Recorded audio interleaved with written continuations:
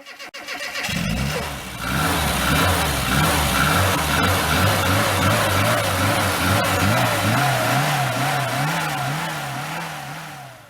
everyone, welcome to 2018. I hope you all had a good Christmas and a fantastic new year. Some really good Christmas YouTube special videos out there this year. It was well enjoyed with the wine, the chocolates and the crisps and everything that comes with Christmas. So back to business as usual. I've got my garage back, there's no more toys, there's no more minis, there's nothing. I can start getting on with what I started ages ago before all the parts buys and all that sort of stuff. So what I'm going to do is go on to the Swivel Hub refurbishment on Eleanor. I filmed the strip down of it a few months ago, so what I'll do is I'll show you that video here, and then in the second part I'll basically go over building up a new hub, how it goes together and what it should look like. Right, the Swivel Hub, or the bearing carrier, whatever you want to call it. So we're going to see how easy this is going to be, if it's going to be able to be refurbished. Sorry, the light is not great in here tonight, as I mentioned. What we're going to try and do first is get the steering arm bracket off, which is these two bolts here, and still in place. If you remember, they had to be cut off when I removed the front subframe as the end of the steering rack here. So yep, we're going to try and get this off first.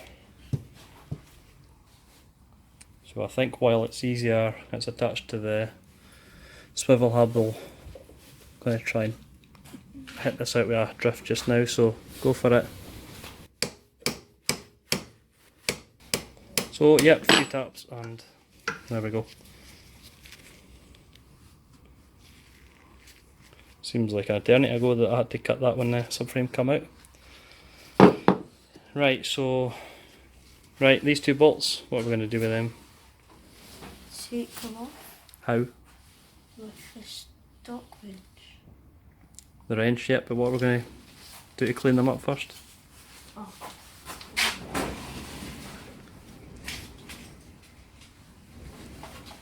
What about the one hanging up?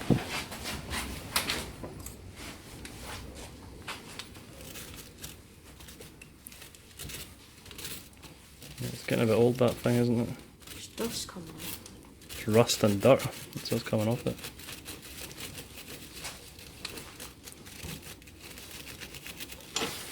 Yeah, you can't hurt it as hard as you can. So they've got, you can see got tabs on them there. The locking tabs at the corners here that come up, so I'm just going to bend these tabs back. I have ordered replacements, they're only like £1 each, so they sit on and the tabs get bent up to lock them in place. Right, so you can see I've managed to get these lock tabs straightened out. Doesn't really matter how you do it if they're getting replaced anyway. I just used a punch and a hammer, just taking care not to actually hit the heads off the nuts. There you go, so we just get the drift here, and what we're just going to do is tap it to try and get these bits flat. There you go, there's a hammer. Right, you just want to give that some taps. It shouldn't take too much, but there we go.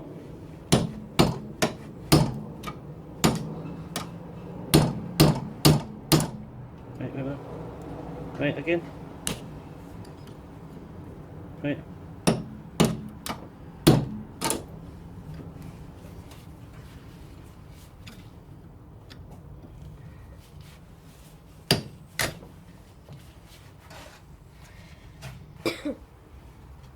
Okay.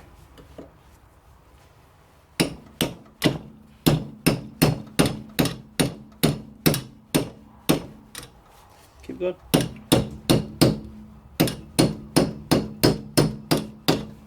Okay, like that. Yeah, one more bit.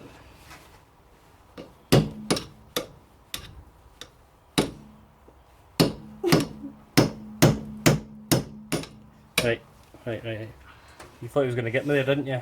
Well, there's still one to go, so there's still time. So yeah, I'm just going to try and get these nuts off at the moment It's a bit dark in here today. I've got the garage door closed. It's quite cold, which will kind of give you an indication where you can see the steam coming off the tea there. So yeah, I think I definitely need to get into replacing the light here so I can get some decent work in and some decent footage for you guys in the winter. So yep, I'm going to take this off and see what it's looking like underneath.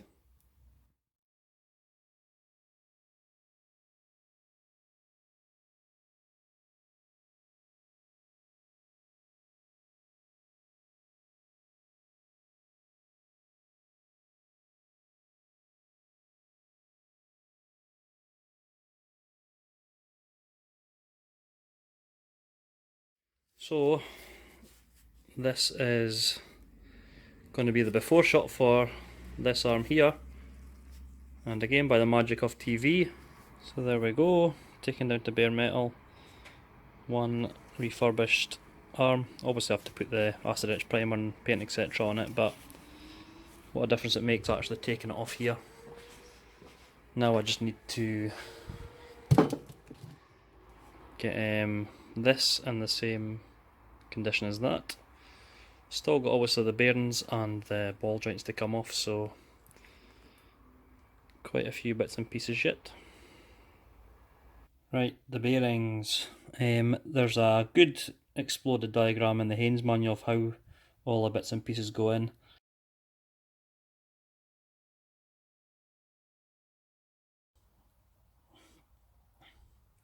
So because I've managed to get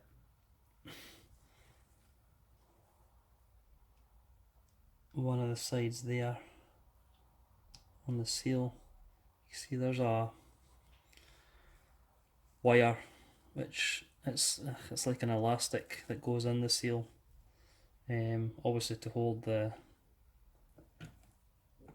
roller bearing in place, the bearing in place. So there we go. So I've had to cut the side of the seal to get that, and you can see there's plenty of grease on it anyway, but that's the, sorry, showing you the camera, that's the roller bearing.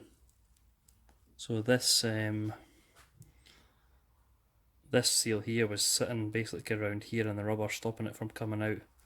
I say seal, it's like a hairband if you like. It's elasticated. So below the taper bearing we've got like a spacer, is the race that the roller bearing sits on. Yeah, so the seal in here is well and truly stuck to the side of the hub. It's going to need maybe levered out. I think that'll be the next thing once I can get it cleaned up, but I've got a seal, a new bearing kit here, and the seal that comes with it is basically this. So that's it as it sits on the top there. You can flip it under, you'll see underneath what I was talking about, the metal band tucks in under like that to keep it in. So this is what it should be, and that is what I'm left with at the moment. So that's going to need to hopefully be levered out. So yeah, that's going to be fun and games. Right, I've given this a clean up best I can. The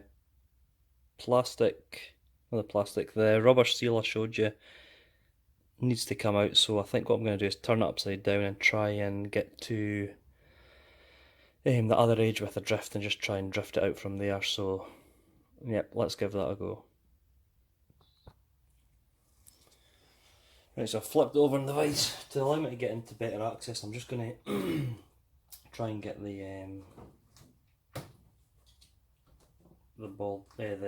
bearing out on this side.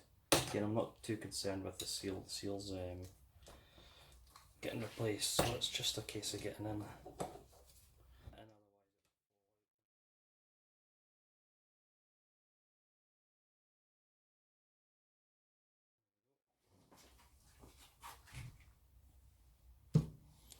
So I don't know if the seal's going to be any better on this side, but it obviously gets me a lot better access down to this in here. What I'm going to do is just try and get rid of some of this grease on this side so I can see what I'm doing. So looking inside there now, you can see the the recess that holds the bearings and also the seals. So what I'm going to try and do is get a drift on here, which is the recess, to try and knock it out. If I try and knock on the seal here, it's just going to move the rubber and damage the rubber, whereas I'm wanting to knock the whole thing out. So yep, I'll get in here with a drift and see if I can force that down. So just by tapping that bit, you can see it's knocked the rubber seal out here. It's pretty nasty on the outside, rusted, so that would have never came otherwise. You can see it started knocking this out here just by going round it on the other side, tapping it gently at each point. You can see, not so well from this side, there we go, down in here, that side, there's a recess. That's quite a good point to get the drift in there. So yep, I'm going to flip it over again, tap it again, and hopefully we're going to have this whole, I think it's called a recess, I'm not sure its exact name, the bit where basically the tapered roller bearing sits in here.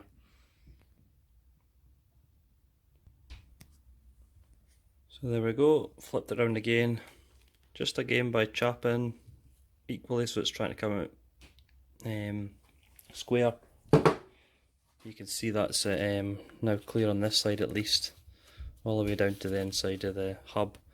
It's again, same case on the other side, you can see clearer here the gap, which gives good access to get in, so just by getting in there, tapping it, the other side, tapping it, you know, if you're doing it on this side and this side, you're not getting as much of a hit on it, whereas the recesses here allow that. So yep, just the same on the other side, and that'll hopefully be the bearings and all the washers etc. out. Right, there we go, both sides done. Once you've done one side, it's even easier to do the other side, just when you get access to it. This was quite rusted, you can see the lip round here. The inside of the seal is made of metal, so it just rusted through the rubber, and if it's this rusty, I'm sure any other ones will be a lot better. But yep, it's just a case of getting all this cleaned up now. The bore looks in quite good condition, obviously the grease has kept it there. Right, I've been through this with a wire brush and the degreaser, taking most of the rubbish off. What I was going to do is I was going to take the ball joints and everything off and then get the body complete and then spray it, but I then thought, well, if I keep these on and spray it, these are all getting replaced anyway, so these will use a good shield to stop the bits I don't want to be sprayed to be left untouched. So yeah, I don't mind if I get spray paint on these, so I'm just going to acid etch prime it and then decide what colours I'm going for. I think initially, but I could change my mind, is I'm going to go for silver for the actual bore here and black for the rest of the case, and I think that'll look quite good. But it's all getting acid etched, so it doesn't really matter about that stage at the moment. The colour I went for the arm, I think, is the stone chip, so it's not gloss, but I think that's the colour I'm going to go for the casing here. So acid etched the first coat. I just used some old towel here to stop the paint getting into the actual bores, because that's the bit where the bearings sit, so yeah, we don't want paint in there. Right, so it's all acid etched primed. I've made up this just template that fits over here, that way I can paint this bit silver and this bit black, apart from the bits that's against the cardboard. But yeah, I'll get my head start on that just by doing that. Plus I couldn't find my masking tape, so yep, went with what I had. So yeah, next time you see this, it's going to be finished, painted wise anyway. We just have to then tackle these ball joints. Right, some coats of paint later. Not finished the coats of paint, I'm going to touch it up once I've sorted the ball joints to the standard I like. So I've got enough on just now, just to mean it's nice and clean to work with, and it's protected in the areas I need. So what I did manage to get since last doing some work on this was the 1.5 inch deep socket. I tried to get these on eBay or Amazon, but for some reason I couldn't get it. I could only get the metric sizes, so yep, I had to go through Bull Motif for it. Mini Spares also have it as well, but they're not cheap at £13 for something you're going to use only a few times, but what else can you do? Right, so I'm just going to start from the top and take it from here. So depending on which way you do first, one will be attached to the bottom arm, one the top arm. So the nut and the spring washer,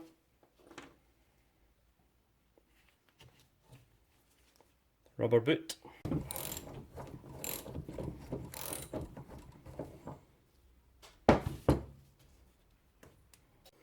nut here.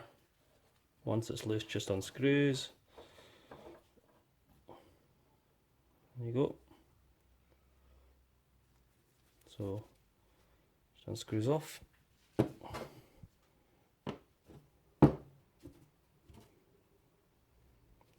If you could smell just now, you would probably smell,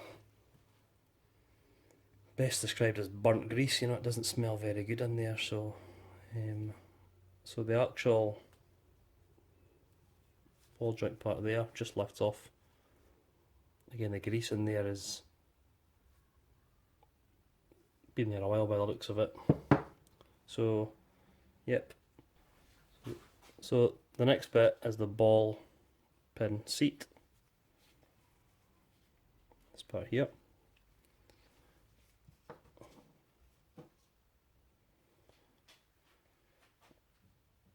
And inside here, I can show you. This part here is the spring. This is where the screwdriver comes in handy just to lift that out.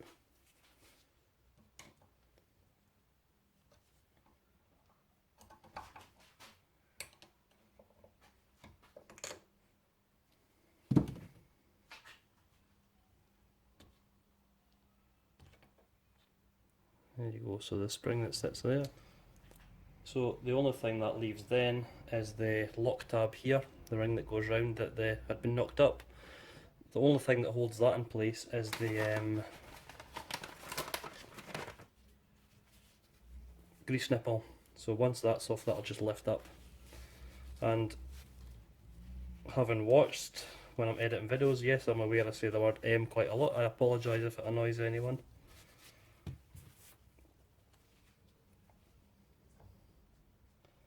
And for those of you who hadn't noticed, well now, so apologies for that. It's not on too tight, this grease nipple.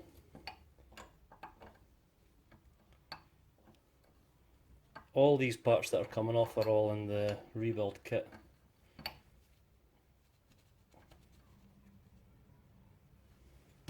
So there we go. It's just, as I said before, that's the 8mm grease nipple. And the lock tab.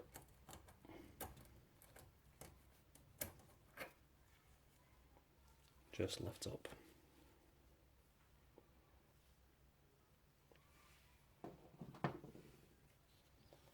And that is the fully stripped ball joint. What I noticed with this and the other side I looked at earlier was that there was no shims. Normally you would get, well, you do get 3 shims with the pack, and you put them in here to adjust how much you can manoeuvre the actual ball joint around. So we'll cover that in the reassembly, but yeah, there wasn't any on these, so whether that was a mistake, whoever done it, or whether that was the best they found, I don't know, but we'll find out in the rebuild. So I'm just going to give this a quick clean up with some degreaser and with some kitchen towel. The parts that all came off I've put in order here. They all come in your rebuild kit, so all shiny new stainless steel metal to go on. And if we can have a look in here, again the I'll clean it up a bit better with the wire wheel, so getting it looking like new. But we'll do the same to the other side. I'll do that off camera, there's no point watching the same procedure again. Right, so that is both ball joints now completely disassembled. This is the lower one. The only difference with this and the top one is the ball pin seat tension spring, which sits in that hole there. As you can see from the top one, it's not got that in it. So now it's completely stripped down, stripped bare. It needs some more paint done to it and some tidying up before anything else goes on it. But what I'll focus on in the next video is basically rebuilding up with the new kit and how that's done. So yep, we'll call that an end here for this one, and stay tuned for the rebuild. So after I finished filming, I started work on the other swivel hub. Had a few issues with rusty parts, and when I came into the house, the first thing I seen on the telly was this cartoon. I thought it was quite funny and ironic, so I thought I would share it, and I'm sure some of you can relate to this at some point when working on the Mini. So just for a bit of fun, here we go. It's not always easy, got to try, yeah. Sometimes I make mistakes, but that's the breaks. I gotta make mistakes to learn. Mistakes will have their turn. Look out! Sometimes trying what it takes, like when I'm baking birthday cakes. Try one time, that was